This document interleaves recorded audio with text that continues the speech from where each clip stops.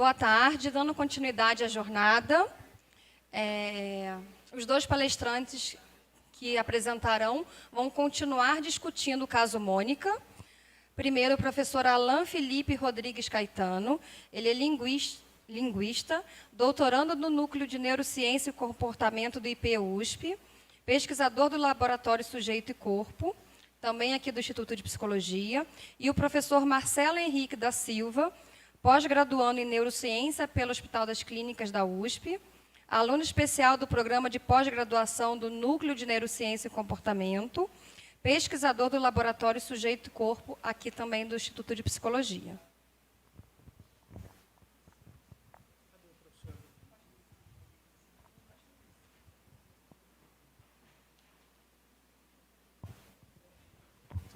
Alô?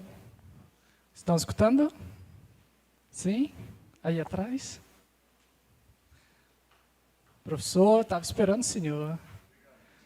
Bom, boa tarde a todos. Meu nome é Alan Felipe. Algumas pessoas me chamam de Alan, mas é a mesma pessoa. Quero agradecer inicialmente ao grande professor Avelino, que me acolheu já tem cerca de 2 anos. É um grande amigo meu, um amigo de viagem intelectual, né, professor? Agradeço também à Madame Elisa pelo acolhimento, meus cumprimentos. Ao grupo Sucó, que eu faço parte há 6 meses. Bom, eu tenho aqui cerca de 30 minutos para apresentar para vocês o que é psicossomática. Eu vou fazer uma apresentação bem didática, clara, leve, com linguajar não tecnicista. Tem um amigo meu francês que está ali, ele ainda não fala muito bem o português, então vou buscar falar de modo lento e pausado para que todos nós possamos compreender, tá bom? Aqui não é a Mônica, é nosso amigo Frederic, é o nome dele.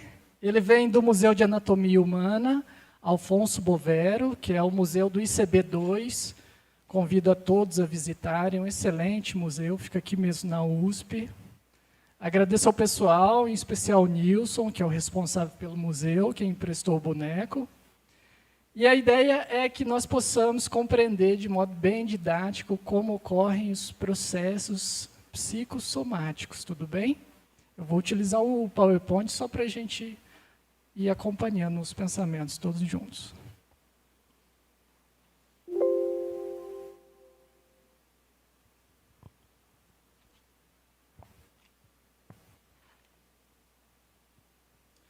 O nome da minha apresentação, eu estou aqui no limite da câmera. Vou mandar um abraço para minha mãe também, que está me assistindo.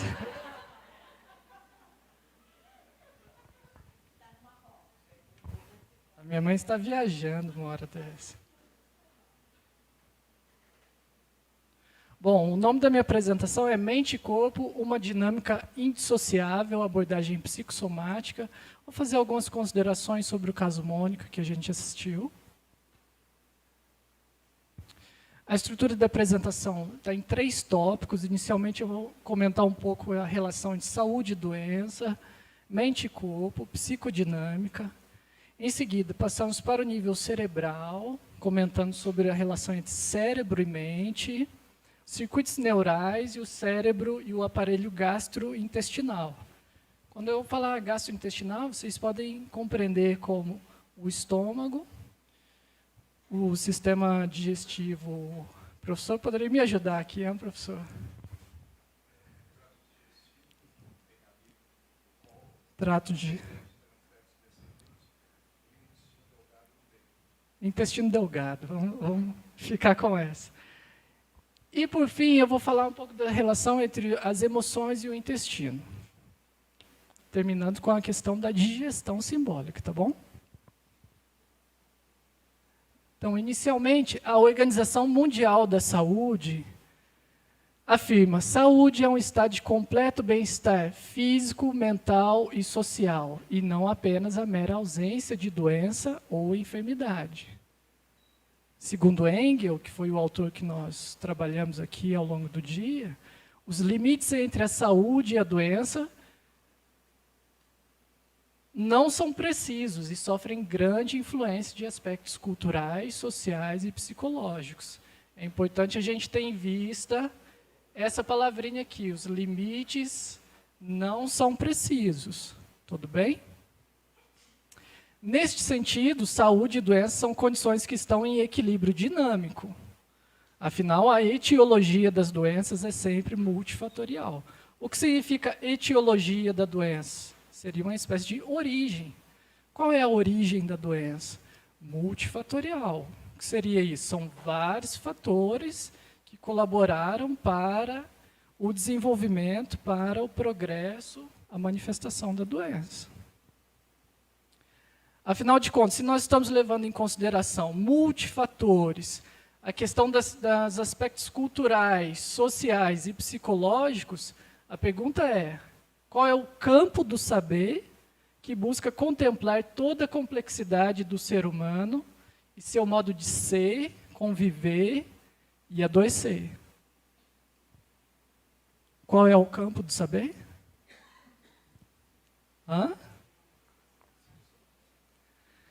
Psicossomática. Psicossomática é um campo do saber. É como se fosse uma visão, um modo de analisar determinadas realidades. Então, etimologicamente, psicossomática, sua raiz vem do grego, psiche, significa alma, espírito, ou numa conotação moderna, a mente. E soma também, da raiz grega, significa corpo. Soma também, antigamente, era considerado como o corpo material ou o corpo morto. Se a psique não está no corpo, o corpo está morto. Se a psique está, é um corpo vivo. Então, a abordagem psicossomática concebe o ser humano como um ser biopsicossocial. Nosso amigo Frederic agora nos ajuda como biopsicossocial. Bio, a parte fisiológica. Psico, a parte psi, a mente. E o social, ele está aqui conosco nesse ambiente. Tudo bem? Nesse gráfico, nesse desenhinho aqui, o ser humano é analisado na instância biopsicossocial, que são concomitantes. Ou seja, essa separação que nós estamos fazendo, ela é literalmente didática. Não há uma separação entre psique e organismo. Concomitante significa simultâneo, ao mesmo tempo. Então, os processos são simultâneos. Como o professor Avelino destacou para a gente no início, a ideia da causação. Às vezes a gente pensa, a pessoa está pensando positivo, então ela está se sentindo bem no nível fisiológico, no nível orgânico. Isso é um pensamento causal. Mas essa ideia não é coerente. Porque como é um sistema integral, quando você pensa, possui conteúdos na psique positivo ou negativo, vamos dizer assim, o seu corpo reage concomitantemente a esses conteúdos. Vale destacar aqui, qual é a diferença, então? A diferença está no nível da linguagem. A mente possui a sua linguagem. O corpo possui a linguagem dele. Qual é a linguagem do corpo? Elevação da pressão arterial, batimento cardíaco se eleva também, sudorese. Eu, antes da apresentação, estava com vários sintomas psicossomáticos. Porque falar em público é extremamente diferente de ter uma conversa entre duas pessoas. E qual é a linguagem da mente? Ansiedade, depressão, estresse, raiva, medo. Tudo bem? Então, a psicossomática consiste em um ramo do conhecimento que estuda questões voltadas à promoção e aos cuidados com a saúde orgânica, psi e social. Nós temos que ter em mente essa questão da promoção, que é se promover a saúde do indivíduo e dos seus cuidados. Mas aí nós pensamos, mas o indivíduo ele vai ter uma promoção em qual nível? Qual nível nós vamos tratá-lo ele? Aqui levanta algo que está no livro do professor Avelino, que é uma metáfora muito interessante, que eu já cheguei a falar em outros lugares, que é a relação do paciente, chamado paciente mula sem cabeça ou paciente fantasma. Ou seja, o paciente mula sem cabeça, quando ele chega no consultório, o médico trata ele de onde? Do pescoço para baixo. Aqui a gente tem que considerar o cérebro, porque é orgânico também. E o paciente alma penada ou fantasma, como o professor cita, é o quê? Chega no profissional de psicanalista, psicoterapeuta, psiquiatra, ele trata daqui para cima. Mas nós não somos seres divididos. Essa divisão é apenas didática. E aqui uma citação de Montaigne, muito interessante, que ele fala, o que se instrui não é uma alma, no sentido da psi, não é um corpo, é um homem, é um ser humano. Não se deve separá-lo em dois. Essa citação me lembra muito a visita que nós tivemos da professora Ângela Ales Bello, a professora de Roma, que veio nos falar sobre psicopatologia fenomenológica de Binswanger. E ela dizia o seguinte, que a importância de se ter um direcionamento de vida, de se ter um encaminhamento de si, um planejamento, como o professor havia citado anteriormente, além de ser necessário para que haja uma motivação de vida, uma pulsão de vida, além do planejamento de vida, a professora destacou a importância de um planejamento existencial. Ou seja, planejamento de vida é o quê? Prestar FUVEST, passar, fazer a graduação, doutorado, arrumar um trabalho, casar, e assim por diante. E o planejamento existencial conjuga a ideia do desenvolvimento de virtudes. Então, aprender a cuidar de si mesmo, aprender a desenvolver potencialidades, como a disciplina, a higiene pessoal, para que se possa formar um ser integral. Tudo bem?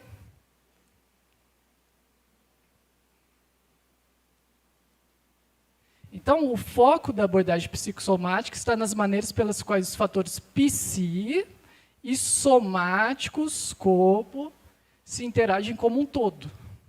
Tudo bem? O entrelaçamento entre a biografia, as circunstâncias pessoais e o adoecimento são decorrentes de estar no mundo da pessoa. Essa é uma citação do nosso querido professor, na introdução do livro do professor Avelino. Ou seja, a biografia do nosso amigo Frederic deve ser levada em consideração, as circunstâncias pessoais que estão na biografia dele e o adoecimento fazem parte do estar no mundo. Ou seja, o paciente, ele não ganhou ele não foi sorteado com uma doença. Eu acompanho os atendimentos no HU e, observando os atendimentos, eu visualizo que os pacientes não foram sorteados. Olha, para você essa doença, para você essa.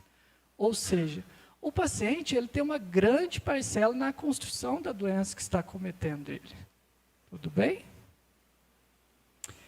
Nesse sentido, nós levantamos dois conceitos fundamentais. A pluricausalidade. As doenças são pluricausais, o indivíduo adoeceu porque perdeu o emprego, porque está passando por estresse financeiro, estresse familiar. E a pluridimensionalidade, ou seja, os estresses estão ao nível mental e ao nível orgânico, ele aparece com esses sintomas psicossomáticos. O corpo humano é um organismo biológico, psicológico e social, quer dizer, recebe informações, organiza, armazena, gera, atribui significados e os transmite. Igual eu estou aqui com vocês agora. Eu estou de corpo e estou de psique. Não poderia estar separado, né?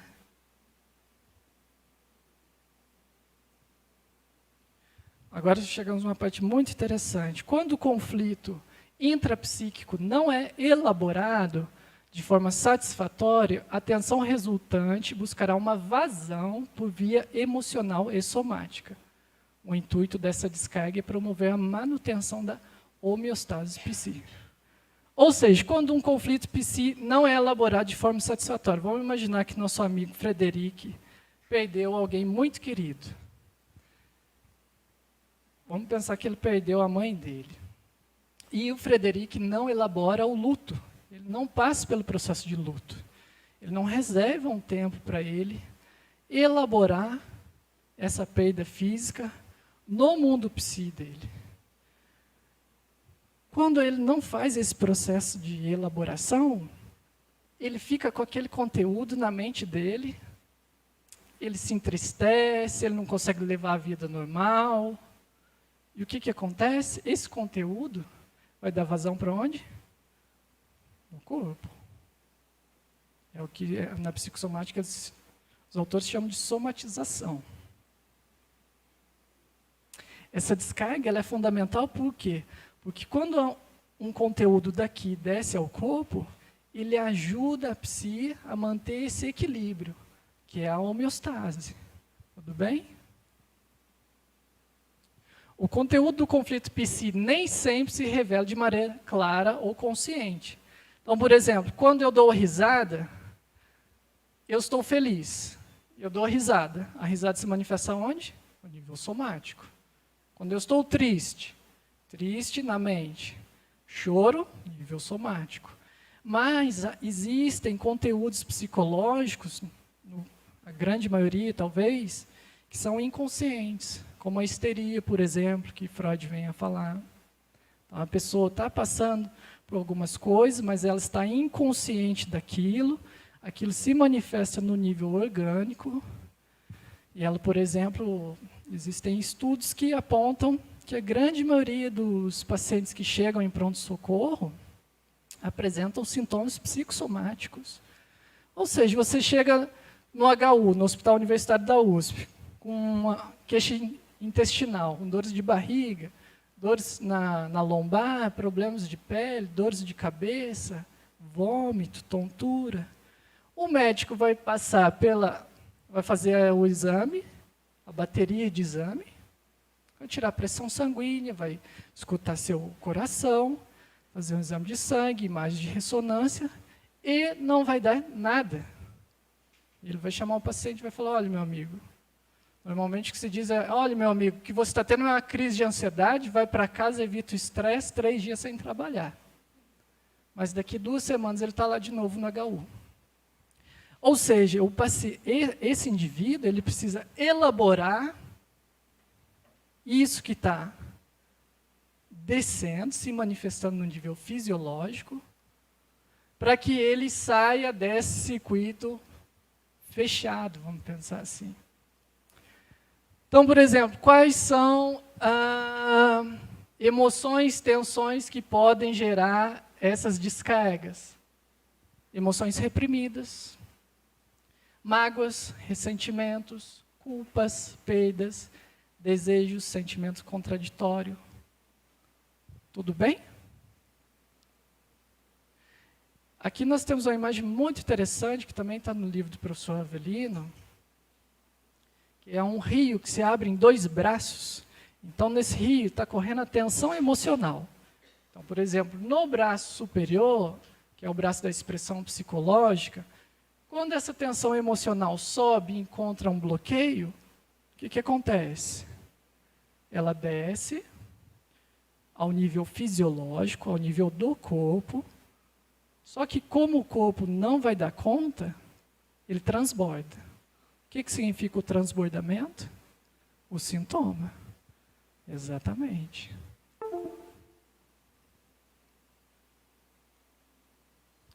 Então, podemos observar no caso Mônica que a secreção gástrica aumentava quando a criança estava alegre e se relacionava ativamente com o pesquisador.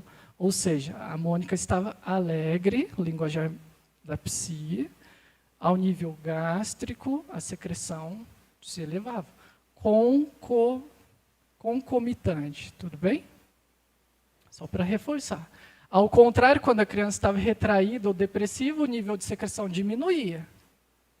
Ou era quase nulo mesmo com o estímulo da histamina. A histamina é uma substância química que facilita o processo da produção do ácido clorídrico. Então, mesmo com a introjeção da histamina, não houve uma alteração no nível somático, não houve uma alteração no nível corporal.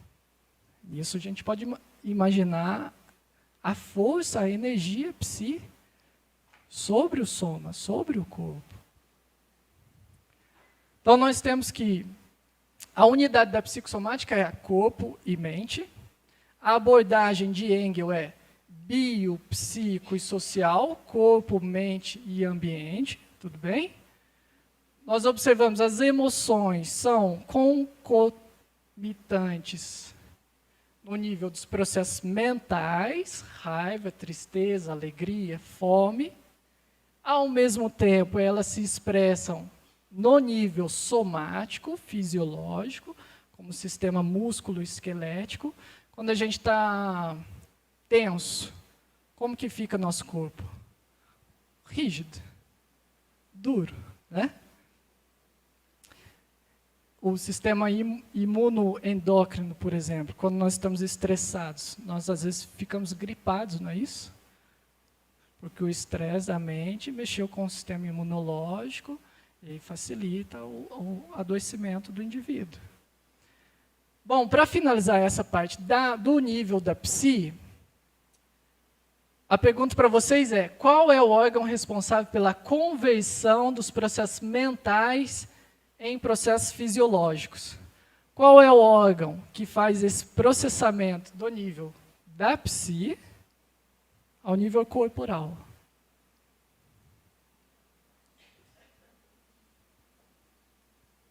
É o cérebro. Tudo bem? O cérebro é uma grande paixão para mim, eu descobri ele já tem alguns anos. Atualmente, a gente sabe, eu vou comentar agora um pouquinho sobre o cérebro, depois meu amigo Marcelo vai complementar um pouco mais.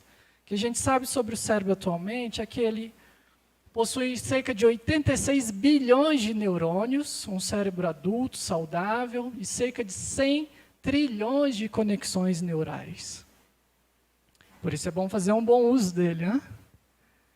Afinal, conforme o cérebro do bebê amadurece, os estímulos do meio vão sendo inscritos em forma de circuitos neurais que processam informações biopsicossociais. O que significa esses circuitos neurais? Pessoal, uma das características principais do cérebro é a sua plasticidade. Os autores chamam de plasticidade neural, plasticidade sináptica, plasticidade cerebral, são sinônimos. O que significa isso? Significa que o cérebro se molda a partir dos estímulos, a partir dos hábitos. Eu estou dizendo um linguajar simples, mas a coisa é bem mais complexa, tudo bem? Mas um exemplo, por exemplo, quando nós passamos por estresse emocionais, é como se nós passássemos aquela cola super bonder na ponta do neurônio e os neurônios colassem. Então, às vezes, o indivíduo apresenta ruminação psicológica, ele fica pensando naquele trauma frequentemente. No processo terapêutico da neuropsicologia, por exemplo, seria o papel do analista, seria retirar essa cola para que o neurônio possa descolar e fazer novas conexões, abrir o circuito. Então, por exemplo, nossos hábitos, a linguagem, nossa personalidade, ela está escrita nos circuitos neurais. No entanto, uma coisa muito interessante é que quando nós olhamos o cérebro na aula de anatomia, por exemplo, nós não vemos palavras, nós não vemos imagens, nós não vemos cores, nós não vemos cheiros, nós não vemos o eu, nós não vemos o ego. Nós vemos o quê? Neurônios, fibras, glândulas. Então a pergunta é: aonde está a mente? Ninguém sabe. Nós não sabemos. Talvez isso seja uma coisa boa, né? Então, nessa primeira imagem, são os períodos sensíveis, que a gente chama de janelas de oportunidade do cérebro, que são momentos onde o cérebro está propício para aprender determinadas atividades. Aqui destacando o controle emocional em verde. Olha, o período máximo dele é 1 ano. 2 a 3 anos, olha onde ele está. Ou seja, no caso Mônica, por exemplo, que ela não recebeu um suporte emocional, como que ficou esses circuitos formados no cérebro da Mônica? Compreendem? A questão simbólica, a questão da linguagem, então é muito oportuno que nós conheçamos essas janelas de oportunidade para que se possa desenvolver o cérebro da criança de modo total, fazer um bom uso do cérebro. Nós, às vezes, sobrecarregamos eles, muitas vezes, com excesso de informação. Então, por exemplo, Frederic ele tem 25 anos, mas devido à má utilização do seu cérebro, ele apresenta um cérebro de 35 anos. Ou seja, as funções cognitivas estão subtraídas, como, por exemplo, raciocínio lento, falta de habilidade linguística, as emoções imaturas. Tudo bem? Aqui ao lado nós observamos no nascimento um nicho de neurônios ou população neural, aqui aos 3 meses e aos 15 meses de idade. O bebê, quando ele nasce, ele tem um alto nível de plasticidade neural. E nós temos essa plasticidade até o fim da vida. Acontece que ela vai diminuindo com o passar do tempo. Por isso é mais fácil aprender uma língua estrangeira quando você tem 5, 6 anos de idade, 7 anos, que você tentar aprender com 40 anos. Por quê? Porque a janela de oportunidade já se foi. Mas, quando nós vamos exercitando o cérebro, fazendo essa atividade neural, e eles vão se conectando e nos proporcionam novas habilidades que nós desfrutamos ao nível mental. Então, por exemplo, tem cerca de 80 pessoas aqui. Se nós pegássemos os cérebros de todos nós e colocássemos um ao lado do outro, ao nível macrocósmico, nós não saberíamos de quem é o cérebro, de quem, se é meu, se é o dele, o dela. Mas, quando nós observamos o cérebro no nível microscópico, como, por exemplo, vamos apontar um microscópio para a área de Broca, que é a área responsável pela linguagem. Opa, nós estamos vendo uma população neural muito grande. Esse indivíduo, talvez ele fale 2, 3 línguas. Vamos apontar para aos neurônios auditivos. Olha como é desenvolvido, talvez seja um músico. Tudo bem? Então, os circuitos neurais, no desenvolvimento do apego parental, hormônios como ocitocina e opioides são liberados pela sensação de conforto durante o contato físico. Então, nós temos novamente a interação concomitante. O afeto sendo desenvolvido, o carinho recebido pelos pais, a ocitocina sendo liberada pelo cérebro, respondendo concomitantemente, de modo entrelaçado, no nível somático. Uma mãe ansiosa, por exemplo, não pode estimular afetos que o bebê não consegue modular ou atenuar, tanto os negativos como os positivos. Ou seja, o bebê ainda, como ele não possui o cérebro totalmente formado, ao nível psi, ele também está com as suas potencialidades psi concomitantes com as suas disposições cerebrais. Então, se você sobrecarrega o bebê com afetos positivos ou negativos, e ele não tem ainda essa estrutura cerebral, forma neurônios, circuitos neurais ali que podem atrapalhar ele na sua vida adulta. Um dos papéis do córtex órbito-frontal do hemisfério direito é regular o afeto, enquanto o córtex pré-frontal é fundamental no processamento da sociabilização da criança. Esse linguajar aqui, tecnicista, córtex, órbito-frontal e tudo mais, são modos de localizar no cérebro determinadas funções. No entanto, nós temos que saber que a coisa não é tão simples como neurônio X responsável por comportamento Y. Isso é a explicação causal na neurociência, também chamado de falácia mereológica, que é você reduzir o todo às partes, reduzir o todo no sentido de reduzir a mente ao cérebro. Como, por exemplo, tem estudos sobre neurônios espelhos, que foram descobertos na área de Broca, que falam, neurônios espelhos são responsáveis pela empatia, pelos processos empáticos. Só que você está reduzindo a empatia, que é um comportamento complexo do nível mental, a uma população de neurônios. Platão chamava a falácia mereológica do problema do reducionismo.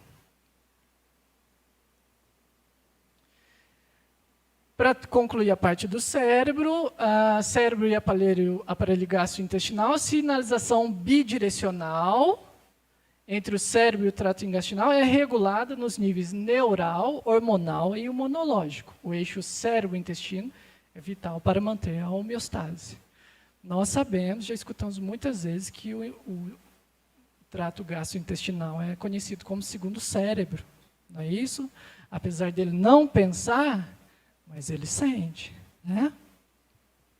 Então, o sistema nervoso entérico contém a maior população de neurônios fora do cérebro, cerca de 200 a 600 milhões de neurônios. Ou seja, existem neurônios aqui e existem neurônios no sistema gastrointestinal. E é a maior população de neurônios, 200 a 600 milhões de neurônios, são chamados de neurônios intestinais também. Aqui eu coloquei uma provocação. O corpo humano é mais microbiano do que humano. Microbiano é o quê? São os micróbios que habitam nosso sistema gástrico. Tudo bem? Acredita-se hoje em dia que são em torno de 390 trilhões de micro-organismos habitando no nosso estômago,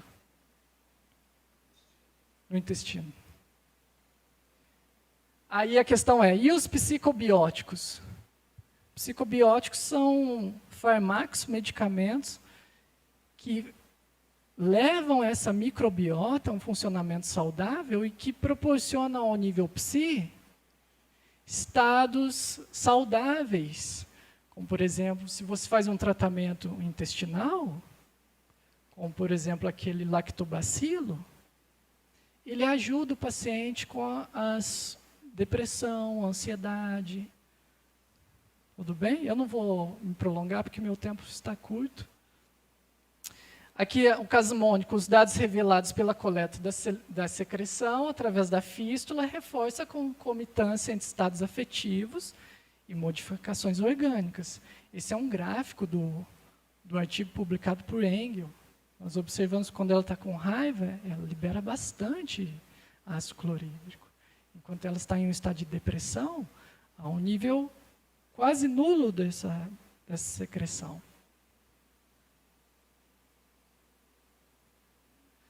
Bom, agora passando para a última parte, as emoções e o aparelho gastrointestinal, segundo Castelli e Silva, o abdômen é a caixa de ressonância das emoções.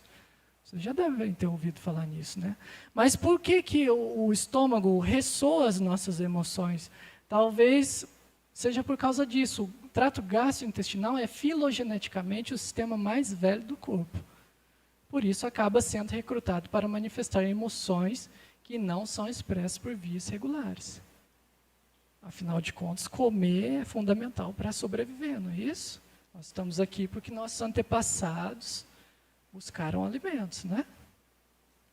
Então, o comportamento alimentar assume uma significação psicológica nos primórdios do desenvolvimento infantil. Nós sabemos que na fase adulta, a alimentação que nós temos quando adulto reflete a educação alimentar que recebemos quando crianças. O bebê engole, interioriza tudo que lhe parece bom e recusa o que parece ruim.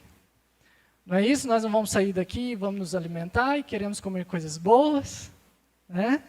Então, introjetamos coisas boas e expelimos o que é ruim. No caso mônico, observamos a interação com membros da equipe, como a gente viu. E isso aumentou a secreção gástrica.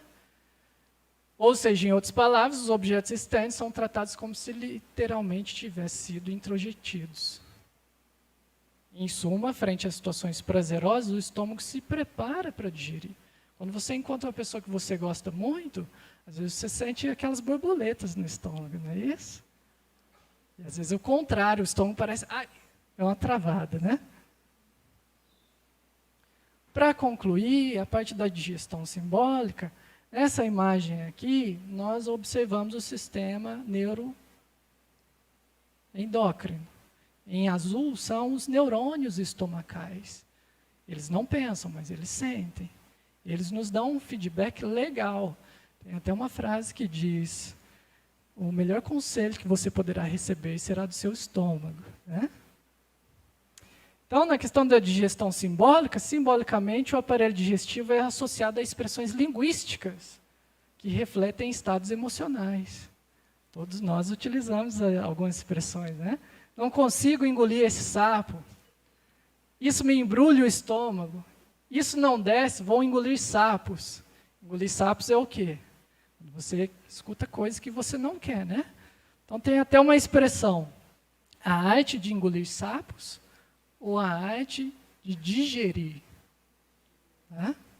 Então chega uma pessoa, você encontra ela te ofende, sem você ter feito nada. O que você vai fazer com essa ofensa?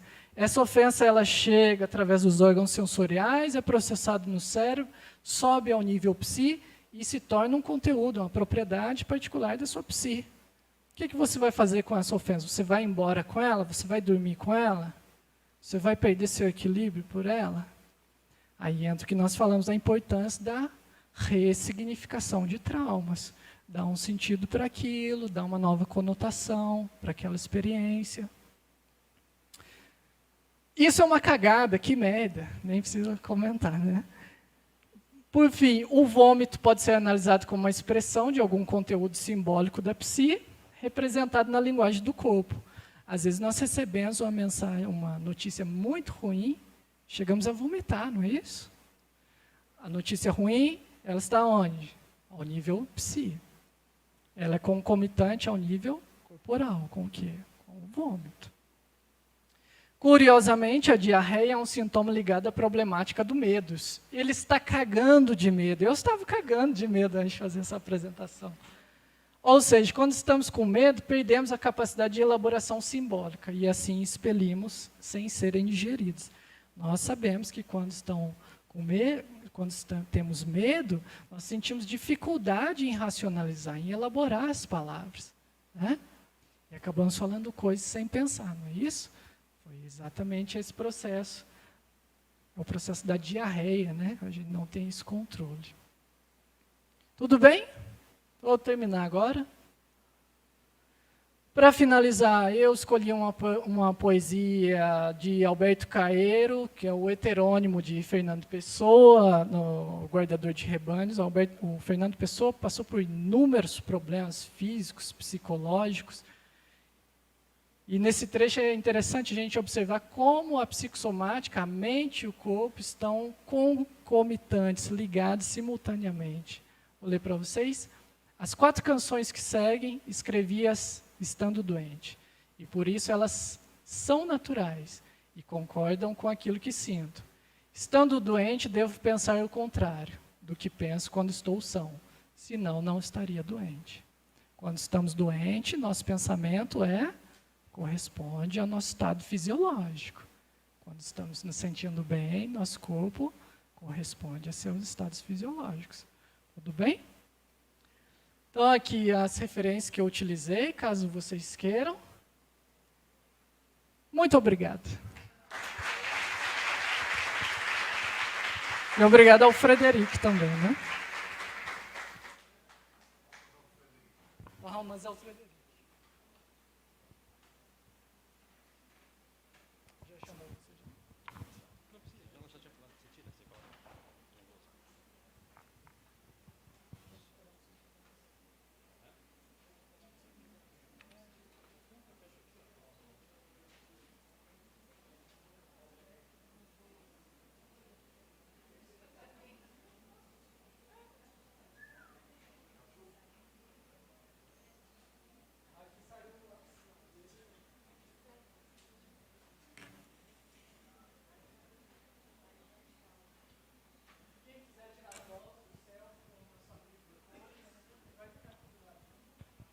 Frederico.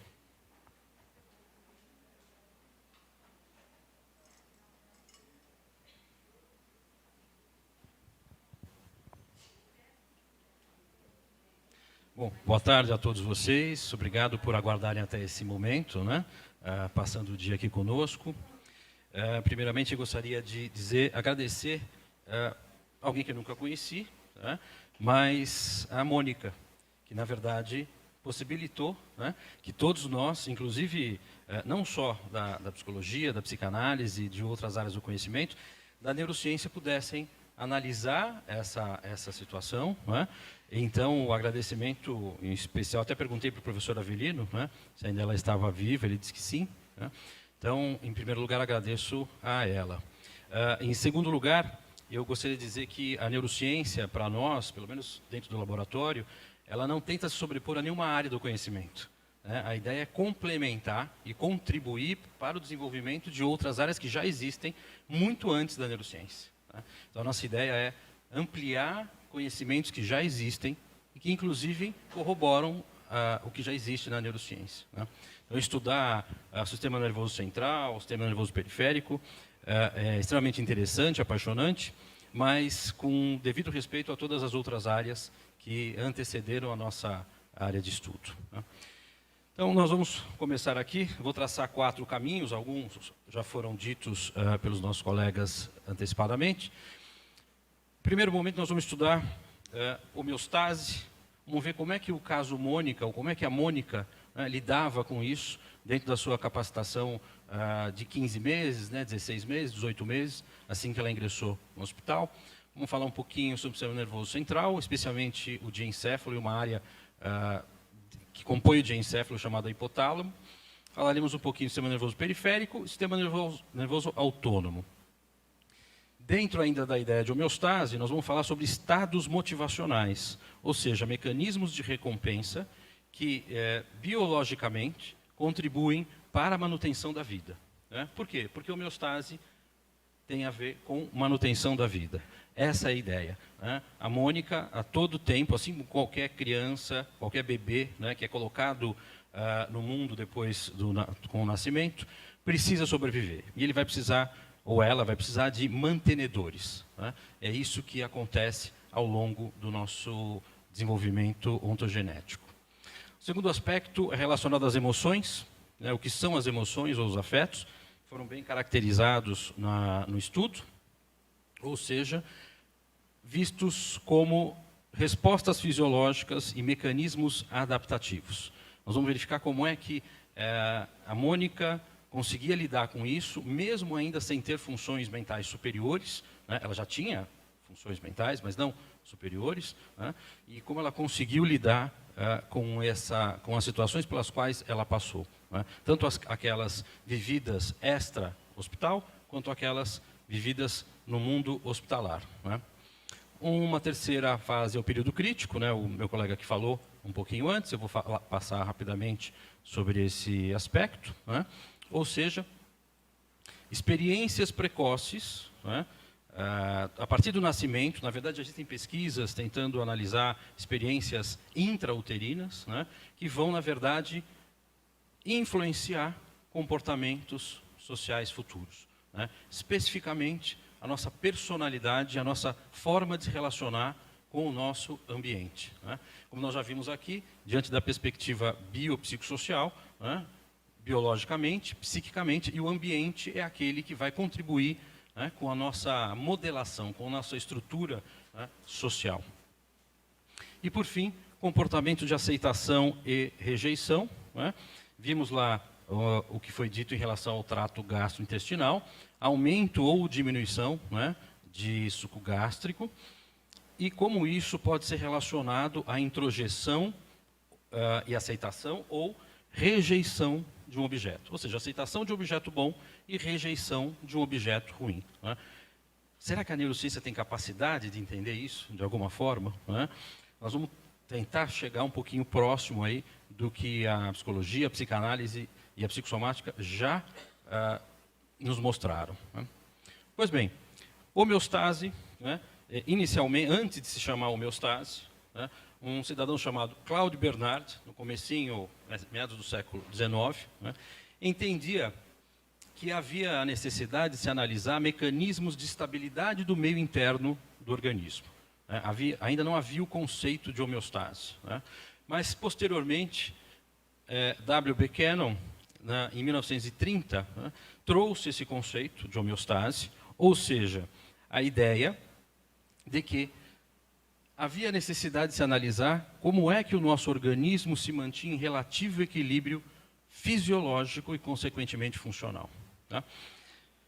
Alguns elementos podem ser tirados dessas duas conclusões, desses dois pensamentos. Né? Primeiro, mecanismos homeostáticos são adaptativos. O organismo precisa se adaptar, de alguma forma. Então, o organismo trabalha com uma série de exigências internas para se manter vivo. Ampliam a possibilidade de comportamentos humanos. Né? Nós vimos lá o contato da Mônica com o ambiente, com as pessoas, e a diferenciação. Né? Com uma pessoa, ela era um pouco mais agradável, com outras pessoas não. Né? Isso nós estamos falando de uma criança de 15 meses, né? E depois que foi evoluindo. Também analisamos aspectos de modulação neuronal das propriedades fisiológicas dos órgãos. Nós vamos analisar isso aqui. E algo que, quando eu falei agora há pouco, em relação ao sistema nervoso central, principalmente ao diencéfalo, né, do qual o hipotálamo faz parte, ele é responsável, dentre outras funções, pelo controle do sistema motor, visceral e do sistema endócrino. Né? Mas a grande vantagem dessa área, que eu já vou mostrar para vocês, do hipotálamo, é que ele consegue integrar respostas endócrinas, comportamentais e autônomas. Ou seja, é como se fosse um centro, uma rede central de envio de informação e recebimento de informação do organismo, para verificar como é que o organismo está em relação à temperatura, fome, sede. Né? E isso vai se relacionar com o que nós vamos ver em relação ao caso Mônica. Né? Portanto, o hipotálamo ele trabalha com a regulação, como eu falei agora, temperatura, né? Regulação fluídica, alimentação, fome e sede, metabólica e energética. Nós não entraremos em todos esses aspectos. O que é importante aqui é que nós possamos falar sobre o caso Mônica, sob a perspectiva da neurociência. Pois bem, aqui um resumo, né, só para que nós possamos entender. Quando eu falo de sistema nervoso central, né, eu divido aqui em encéfalo e medula espinhal, e o encéfalo é dividido em todas essas áreas aqui. Né? O cérebro, o que nós chamamos de cérebro, é uma parte que compõe o encéfalo. Ou seja, o cérebro é composto pelo telencéfalo, que é esta região aqui, e pelo diencéfalo, composto pelo tálamo e hipotálamo, que ficam aqui. Ou seja, o hipotálamo que eu acabei de falar para vocês. Né? Tronco encefálico, composto por mesencéfalo, ponte e bulbo, responsáveis por diversas funções vitais do organismo, e o cerebelo, aqui nessa região. O mesencéfalo é essa parte aqui. Né? E o sistema nervoso periférico, composto por nervos cranianos e espinais, e nós vamos nos atentar um pouquinho a esses aqui, e outras regiões com gânglios e terminações nervosas. Né? Que nesse desenho fica um pouquinho claro isso para nós, né? O encéfalo e a medula, sistema nervoso central, e todo o restante aqui, o sistema nervoso periférico. Bom, em relação à homeostase e ao caso Mônica, o que nós podemos imaginar em relação à neurociência? Essa imagem mostra para nós, vou ficar desse lado para ficar mais fácil para vocês, essa imagem mostra para nós o cérebro aqui, o encéfalo, né, num corte sagital, né, e esta regiãozinha aqui, do qual o hipotálamo, né, faz parte, é composta por diversos gânglios. Né? Nós não vamos estudar todos eles, mas é só para nós entendermos que essa região aqui, né, tem como função, uma das funções, né, e uma das funções principais, a estabilidade do meio interno, do ambiente interno do organismo. Né? Ainda que a Mônica não tivesse a menor ideia disso, isso acontece com todos nós, o tempo inteiro. Você só está aqui agora porque algo funciona inconscientemente, né, sem a sua vontade, e permite que níveis mínimos de funcionamento do organismo possam estar equilibrados. Pois bem, há uma comunicação clara, né, do hipotálamo com o tronco encefálico, com essa região aqui, né? E também com um sistema límbico relacionado aos estados emocionais. Isso é interessante, porque quando eu falo de estabilidade, que era o que a Mônica queria o tempo inteiro, né? Ela precisava, né, se manter num quadro de homeostase, volto a dizer, logicamente sem saber, assim como nós não pensamos nisso o tempo todo, né? Mas mecanismos emocionais também contribuíam para a relação dessa homeostase. Ou seja, a relação emocional dela com o ambiente, com as pessoas, permitia a estabilidade do meio interno do organismo, né? E a finalidade desse mecanismo de estabilidade é relacionar alguns comportamentos, como o que ela tinha, né? E o professor Engel citou vários, né? Vocês lembram quando ela está com um dos médicos, né? Que ela não conhece, ela praticamente fica imóvel, ela não se mexe. E aí chega um outro médico, que é aquele que ela tem uma proximidade, ela dá toda a atenção a ele e não dá atenção a essa pessoa. Ela só muda essa característica atencional quando ela percebe que aquele primeiro médico não lhe é uma ameaça. Por quê? Porque ele tem uma relação próxima com o outro médico. Veja, ela ainda não tem capacidade de formular isso aos 15 meses, né, de forma a mecanismos mentais superiores. Mas existem estruturas, né, não só físicas, como nós estamos falando aqui, mas mecanismos que possibilitem a ela a manutenção da vida naquele momento, né? Não era simplesmente o fato dela achar mais ou menos engraçado. Aquilo era uma questão de vida ou morte para ela, né? Eu tenho alguém que me protege, ainda que ela não pensasse assim, e tenho alguém que eu não conheço. Preciso me manter estável. Ou seja, há uma comunicação clara entre essas citações e objetivos. E nós vamos ver daqui a pouquinho em relação às recompensas, né? Essa imagem para mostrar para nós que a relação aqui do hipotálamo, né, com o tronco encefálico e com alguns órgãos, incluindo o intestino. Nós vamos falar aqui sobre alguns caminhos, né, nervo vago, enfim, para que nós possamos entender esses mecanismos de forma um pouquinho mais clara, né? Veja, e quero que fique importante, que fique claro para nós que cada imagem dessa aqui seria importante nós lembrarmos da Mônica, né? Porque se eu analiso um cérebro, eu corro o risco de esquecer da pessoa.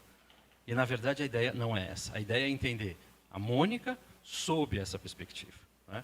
Essa é a nossa intenção. Pois bem, a Mônica não tem a ligação, né, da boca com o estômago. Ela não tem esôfago, né? Como é que ela produz esse suco gástrico? Como é que ela sente relativo prazer quando ela pega um pirulito e coloca na boca? Não é verdade? Né? Aquela substância não vai para o estômago, não vai para o intestino, né? Ela sai por aqui, né, porque ela tem um procedimento cirúrgico específico. Mas ela continua com o pirulito. Quando ela está com o médico, ela coloca o dedo na boca dele e traz a boca dela. O palito ela encosta no outro médico e traz a boca dela. Ou seja, ela estabelece essa relação, independentemente dessa ideia, dessa ligação, não é, entre a boca e o estômago. E eu trouxe aqui essa imagem, eu quero mostrar só esses dois aqui, ó, ou três na verdade, né? Nós temos alguns nervos, esse nervo aqui é o glossofaríngeo, esse aqui é o nervo vago, né? E aqui nós temos o nervo facial. Vejam só, esse aqui, por exemplo, glossofaríngeo, né, que coordena, que auxilia a coordenação da língua, movimento da língua, enfim, e aqui o facial, todos eles estão conectados. Nós temos 12 pares de nervos cranianos aqui, né, dos dois lados. Todos eles se conectam aqui na base do tronco encefálico, que irá mandar informação para o hipotálamo e também receber informação do trato gastrointestinal. Portanto, quando eu mastigo, se eu disser para vocês limão azedo, né? Limão, muitas pessoas podem salivar, podem produzir, né, alguma quantidade de suco gástrico. Por quê? Porque automaticamente, além de você pensar sobre isso, né, este mecanismo aqui também relacionado ao nervo vago, está conectado, né, às regiões intestinais, se conectam diretamente pelo tronco encefálico. E do tronco encefálico para o hipotálamo. Para o tálamo e para o hipotálamo, que é o diencéfalo que eu falei para vocês. Ou seja, essa é uma imagem para mostrar para nós, né, o tronco encefálico e aqui os 12 pares de nervos cranianos. Né, todos eles aqui se conectam a regiões bem específicas, como nós mostramos aqui. Então, essa imagem mostra para nós que o fato dela chupar um pirulito, ainda que ela não vá receber esse alimento, essa substância no estômago, gera, em regiões específicas do cérebro, a, entre aspas, percepção do alimento. Agora tem um detalhe, esse mecanismo aqui se complementa com esse nervo vago. E eu lembro uma vez que o professor Avelino me indicou um livro, Teoria Polivagal, do Stephen Porges. Né? E ele trabalha Teoria Polivagal, do Stephen Porges, justamente analisando a relação do nervo vago com aspectos emocionais, por exemplo. Né? Pois bem, essa imagem mostra para nós, né, amplia um pouquinho o que nós vimos. Lá em cima, aqui essa imagem da esquerda é o tronco encefálico. E nós podemos ver que ao longo da nossa medula, nós teremos grupos de nervos, né, específicos que vão se conectar a diversos órgãos. Né? E percebam que há uma diferença entre essa imagem aqui e essa aqui. Por quê? Porque aqui eu falo de um sistema que eu chamo de sistema simpático. Eu chamaria de sistema de ativação. Ele é um sistema excitatório do organismo. E o sistema parasimpático, um sistema de relaxamento. Quando eu falo de sistema simpático, eu estou falando de mecanismos basicamente de luta e fuga. Basicamente de luta e fuga. Né? Então, no caso específico da Mônica, lembrem que em alguns momentos, quando ela via o... E quando eu falo luta e fuga, não imaginem só uma questão negativa. Né? Quando a Mônica via uma pessoa desconhecida, como aquele médico, muitas vezes ela ficava imóvel. Ela não se mexia. Esse mecanismo aqui também contribui com esse estado. Muitas vezes que a gente chama de estado de congelamento. Né? Quando você passa uma situação ameaçadora, isso pode acontecer com você. Né? Agora, esta imagem mostra para nós, né, aqui nós temos uma parte da coluna, ok? Imagine que essa coluna, né, logicamente, ela vai chegar no tronco encefálico, né, vai chegar aqui, e depois vai chegar na parte superior do cérebro. Veja que nós temos vários caminhos aqui, ó, sendo seguidos. E este caminho aqui, nessa parte superior, né, a parte dorsal, é o caminho que recebe estímulos, por exemplo, aqui do sistema intestinal. Né? Aqui nós estamos falando do tubo digestivo. Veja que nós temos aqui, ó, terminações que caminham por aqui e vão chegar nessa região dorsal até a medula, que vai mandar a informação lá para o cérebro. Então, quando você come algo, né, há um processo de informação neuronal que encaminha tudo isso para a medula, e a medula manda lá para o cérebro. Por outro lado, nós temos também um caminho inverso, que é um caminho onde eu mando informação para algumas camadas aqui do sistema entérico, do trato gastrointestinal, e de uma forma mais geral, eu posso ter, através de diversas glândulas, a produção de suco gástrico, por exemplo. Né? Vejam que o aspecto de alimentação, ainda que o Engel fale, né, que ela não tinha o ciclo normal de alimentação, o cérebro sabia disso. Ele acabava sabendo. Né? Por quê? Porque quando havia ingestão daquela alimentação, né, específica para ela, essa informação era passada aqui através de informações eletroquímicas que chegavam via sensorial à medula e ia ao cérebro. Por outro lado, quando ela mastigava algo, né, essa informação ela mandava sinais elétricos para a mucosa e, de alguma forma específica, né, através de algumas glândulas, havia a liberação de suco gástrico. Agora, vejam só, né, ela efetivamente não introjetava o alimento, um alimento físico, né, ele ia direto para o estômago, né, através da fístula. Né. Isso é muito interessante para mostrar para nós que o processo pelo qual a Mônica passou, né, envolveu, obviamente, todo o seu organismo, mas, além desta questão orgânica, isso contribuiu com algo que nós vamos ver há pouquinho, com o desenvolvimento psíquico dela, desenvolvimento psicológico, através do período crítico, que o Alan citou aqui ao longo do tempo. Né. O professor Décio até comentou aqui um estudo, apesar desse ser um estudo extremamente... eles voltaram lá quando ela tinha 45 anos, né. O senhor falou de um estudo também clássico, né, onde você pode acompanhar, ou seja, o que a pessoa passa naquele período precoce, ou no período crítico, como é que nós vamos poder medir o que acontece com essa pessoa lá na frente?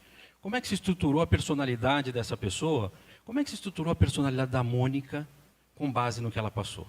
Nas relações afetivas com a mãe, né, com o pai, com as pessoas que estavam com ela, né, e depois com os médicos no hospital.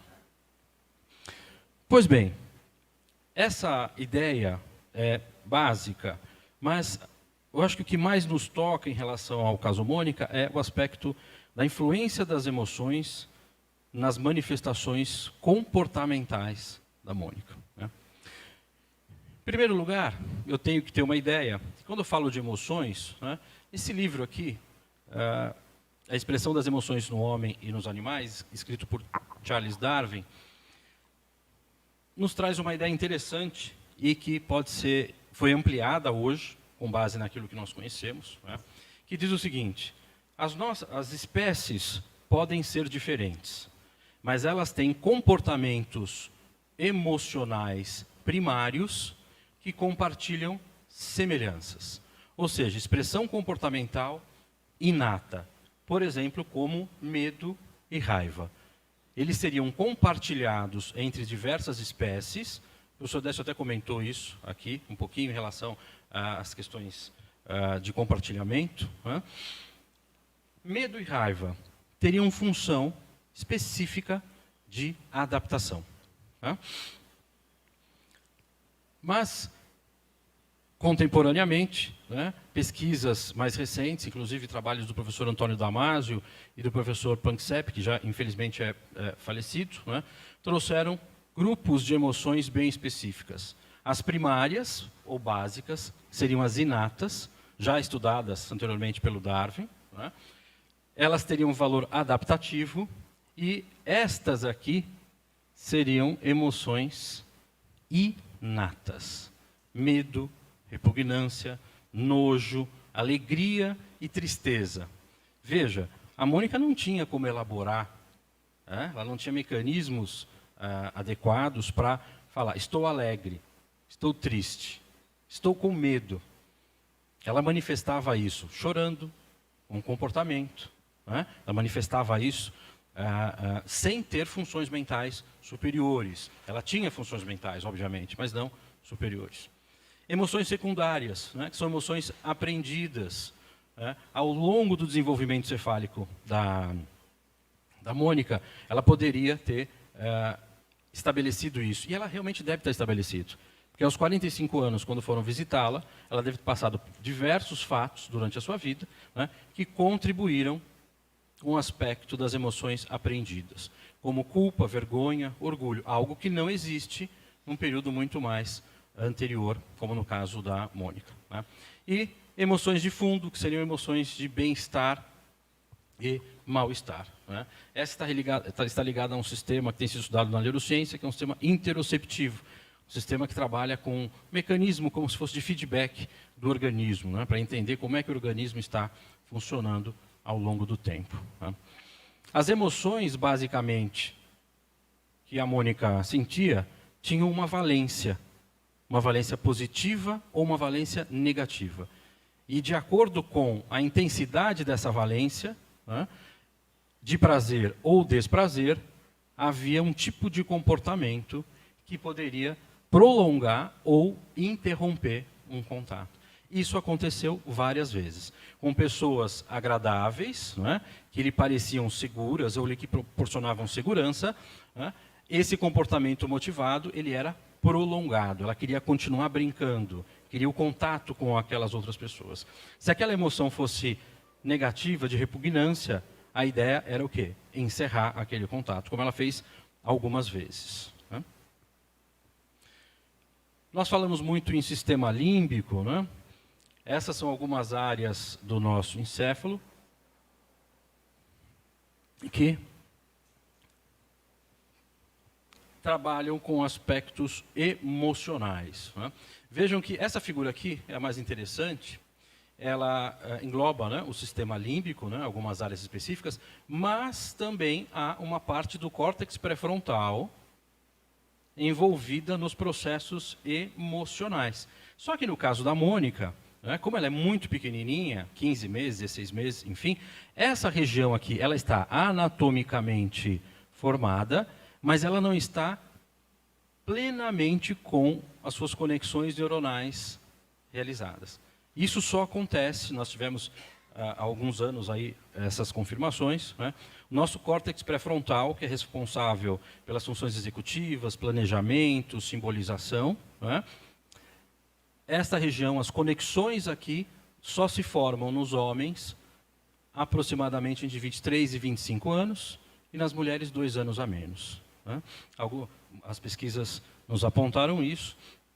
Então, reforça a nossa ideia de que mecanismos mais primitivos mantinham a Mônica viva, né? Dentro da capacidade que lhe era permitida. E algo que nos chama a atenção, né, e que é importante para nós, diante desse caso, é que emoções são diferentes de sentimentos.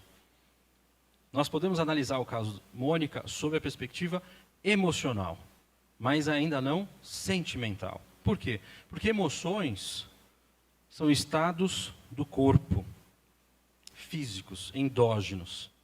São experiências inconscientes, né? Tanto a nível biológico, como também a nível mental. Já sentimentos são estados subjetivos de emoção. Pode ser que ela tivesse começando a desenvolver isso, né? Mas, a priori, eu tenho que emoções são experiências inconscientes e sentimentos, experiências conscientes. E qual é a finalidade, né, dessa diferenciação? Por que eu tenho a ideia de sentimento, né, ou seja, como mecanismo de percepção? Seria uma estratégia de proteção ampliada. Ainda ela não tinha isso. A Mônica ainda não tinha isso, né? Ela trabalhava basicamente com esse mecanismo. Aliás, não só a Mônica, todos nós, né? Todos nós. Nós precisamos, desde que nascemos, de mantenedores durante muito tempo. E o mecanismo propício a isso, para lidar com o ambiente, são os mecanismos emocionais. Ok? Pois bem, nosso Alan falou aqui sobre período crítico, então eu vou passar aqui, só para nós termos uma ideia do que seria, né? Então, processo gestacional, né? Aí você vem ao mundo, não é verdade? E depois se torna alguém com capacidade cognitiva, ou capacidade de simbolização, de planejamento, né, ao longo da vida. Como é que isso aqui acontece, né? Como é que essa transição, como aconteceu e como está acontecendo com a Mônica e com todos nós, se dá, não é? Como é que funciona o meu mundo encefálico aqui e mental? Como é que funciona aqui e como é que funciona aqui? Como é que eu adquiro essa capacidade, por exemplo, de contemplar, simplesmente contemplar, né? obviamente, né, nós já falamos, o nosso sistema nervoso é composto lá pelos neurônios, que são células nervosas, né, as células da glia, que nós não vamos falar aqui, não é o caso, né, que seriam células de suporte, de forma resumida. Né. Essa imagem mostra para nós um desenvolvimento do tamanho encefálico, né, aqui com 41 semanas, mas o fato é que essa imagem, que foi colocada também, uma parecida pelo Alan, né, mostra para nós o desenvolvimento não só dos neurônios ao longo da vida, principalmente das conexões neuronais. Né? Não é um número exatamente dos neurônios que é significativo, sim, mas são as conexões. E essas conexões estão diretamente ligadas às pessoas que nós nos tornaremos ao longo da vida. Né? Então, quando eu falo de período crítico, eu falo de uma fase, né, que pode ser do nascimento até os 7, 8, 10 anos, tem sido visto, onde nós vamos ter bases estruturais de conexões neuronais, né, ao longo do tempo, que darão suporte para a nossa vida psíquica, mental, né, as funções mentais superiores ao longo do tempo. Né, e mais, a nossa personalidade. Né. Essa imagem mostra para nós, né, só colocar uma coisa aqui para vocês. Essa camada aqui, pessoal, é chamada de bainha de mielina. Tá? Ela envolve o axônio aqui do neurônio e ela é responsável, né, dentre algumas outras funções, por manter a velocidade do sinal eletroquímico que percorre aqui o neurônio. Tá? Essa imagem mostra para nós a evolução desse processo de mielinização dos neurônios. Ou seja, veja aqui, com 5 anos, né, você tem ainda pouca mielinização. Né? Obviamente, menos de 5, você tem uma quantidade muito menor, por isso que muitas vezes os processos emocionais mantêm homeostase, enfim. E aí você tem o deslocamento no tempo, e quanto mais azul aqui, mostra para nós o processo de mielinização do nosso cérebro. Né? Uma visão lateral e aqui uma visão superior do nosso cérebro. Né? Vejam que diferença aqui. As regiões motoras já tem. Né? Somatosensoriais já tem mielinização. Né?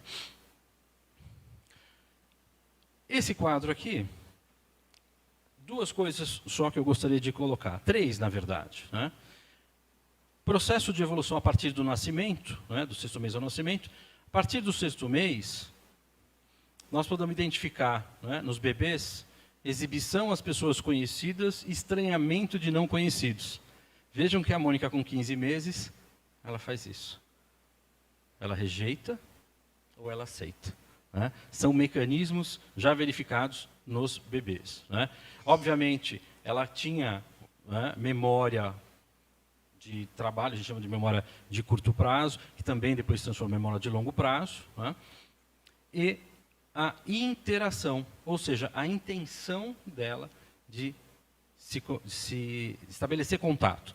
Essa é uma questão que pode ficar em aberto, porque assim, se ela não tinha funções mentais superiores, como é que ela podia ter vontade ou intenção de entrar em contato com outras pessoas? Né?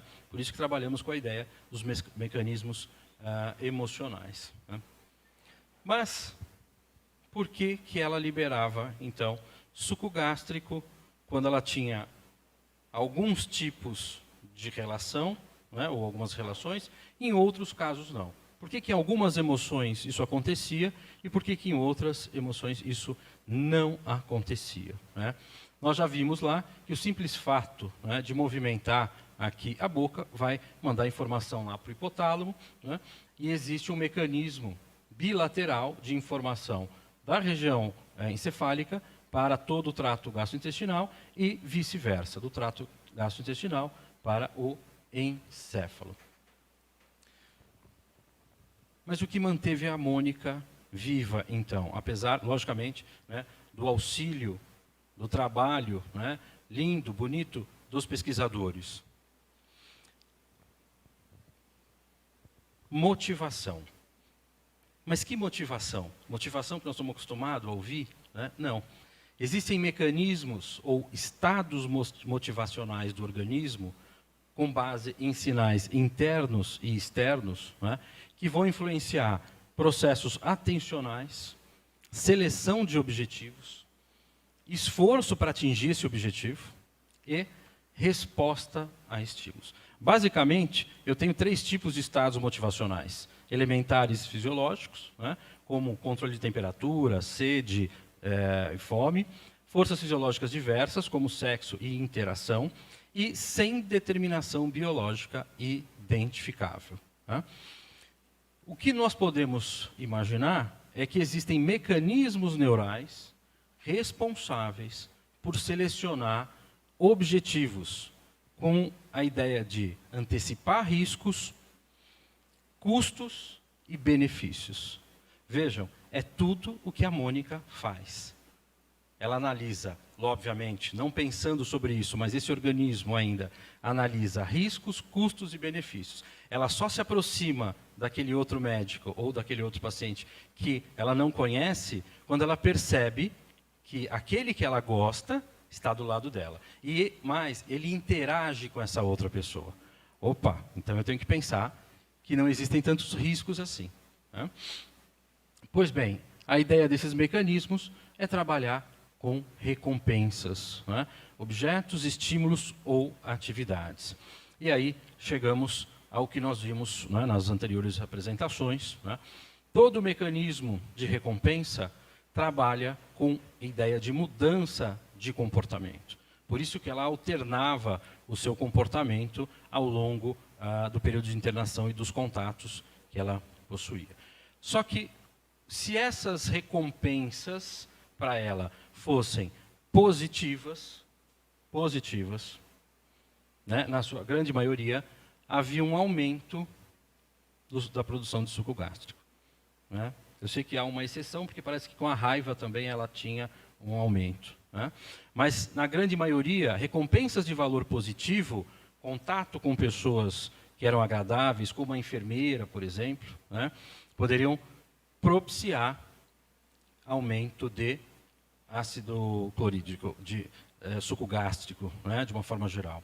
Pois bem, lá atrás nós falamos que há uma clara ligação entre o hipotálamo, todos esses mecanismos e a informação de volta para o cérebro. Né? Quando ela tem uma ideia nestas regiões, ideia não, né? Quando ela passa por experiências que podem ser recompensadoras, por que há um aumento do suco gástrico? Porque é justamente como se ela fosse o quê? Receber o alimento. E não havia diferenciação entre o alimento físico e o alimento afetivo. Não há essa diferença. Né? Portanto, o organismo entende que se produz suco gástrico porque algo precisa ser introjetado. Né?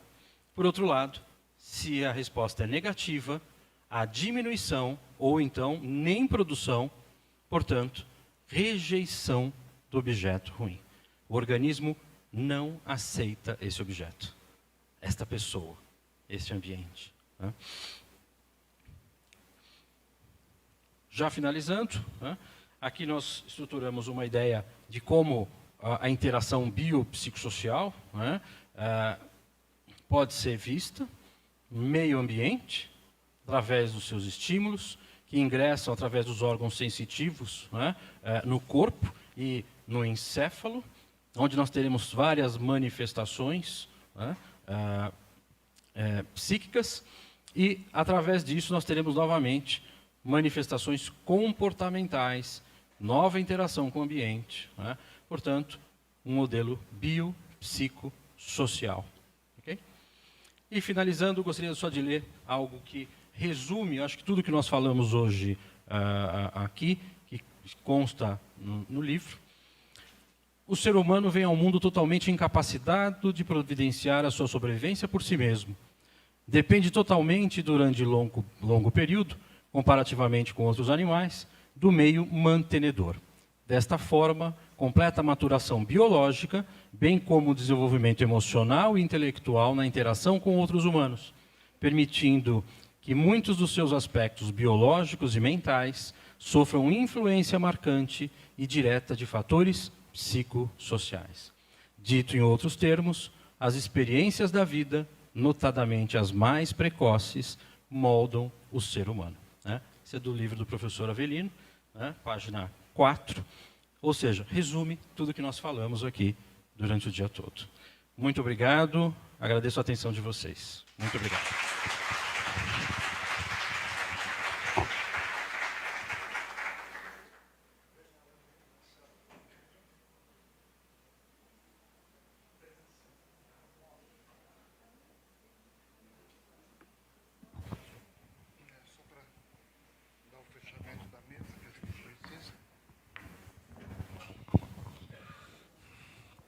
Bom, eu queria agradecer muito a participação do Alan e do Marcelo. Eu estava esperando realmente essa leitura da situação clínica que nós nos ocupamos hoje, durante todo o período da tarde, né, essa leitura de uma outra perspectiva, de um outro referencial teórico, epistemológico, né, com uma tentativa de estar ampliando nosso campo de conhecimento, fundamentalmente, né, é essa a intenção. E também, de alguma coisa, fazer o exercício prático de um diálogo interdisciplinar. Como é perfeitamente possível, nós estamos dialogando e compartilhando esse campo do saber, não obstante a gente possa estar olhando de perspectivas, né, de vértices diferentes à experiência humana. Então, eu gostaria de saber se alguém teria alguma colocação para fazer, alguma pergunta.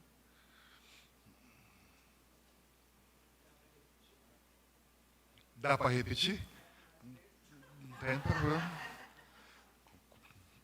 Gostaríamos muito. Acho que isso é uma... Eu agradeço muito a tua colocação, porque eu acho que me deixa muito gratificado, porque indica que, de alguma forma, nós cumprimos com aquilo que nós nos propomos. Algo que eu sempre falo na abertura das jornadas, esse ano, não sei por que razão, eu não falei, eu acho que é uma obrigação, tanto minha como da Elisa, realizarmos anualmente essa jornada, porque é uma prestação de contas que nós fazemos à sociedade, né, daquilo que a universidade pública, no nosso caso, Elisa e eu, produzimos. De certa forma não, inteiramente, a universidade pública é sustentada pelos contribuintes, pelos cidadãos. E nós nos sentimos na obrigação de anualmente, né, estarmos aqui prestando conta do trabalho que nós realizamos dentro desse espaço, né, da universidade pública, que é mantida, sustentada pelos cidadãos de uma forma geral. Então, obrigado. De alguma maneira, a gente imagina que a gente conseguiu alcançar o nosso objetivo.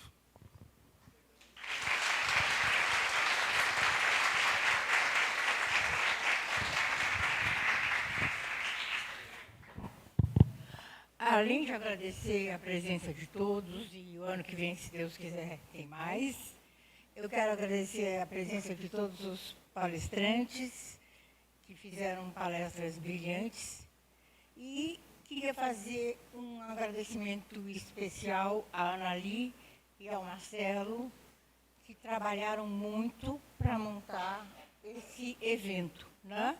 E, então, a gente encerra com a promessa de ano que vem fazer mais.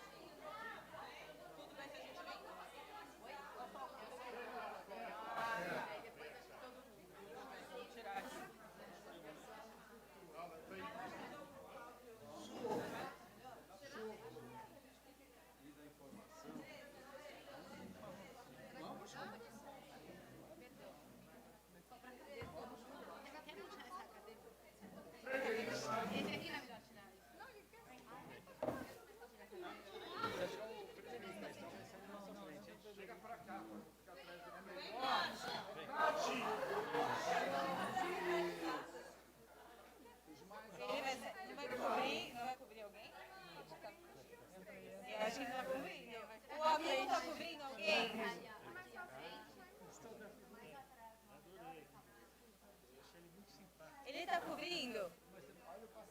Mas o Frederico está na nossa frente. Então, peraí um pouquinho. Você já tirou? Cara, vocês estão atrás do Frederico. Então. Agora já tirou o Frederico agora que você na foto. Não, o Frederico tem que aparecer.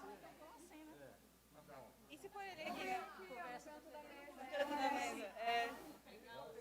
Põe ele aqui. A gente sai abraçadinho. Obrigado, obrigado. Mas aí o Sérgio sai. Deixa o Frederico agora, gente. Tá aparecendo? Acho que sim. Vamos lá, gente.